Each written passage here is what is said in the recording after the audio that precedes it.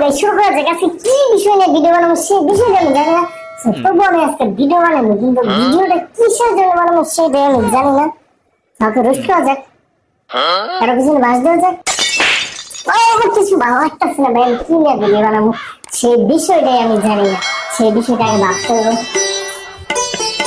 তো মনে হচ্ছে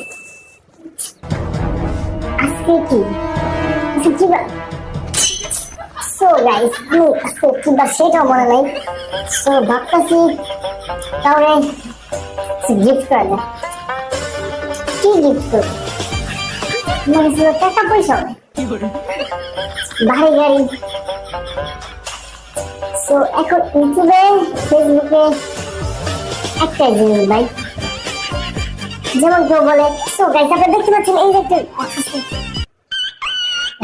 সরি মোটরসাইকেল তো নাই, যে এই যে একটা মোটরসাইকেল দেখতে পাচ্ছেন।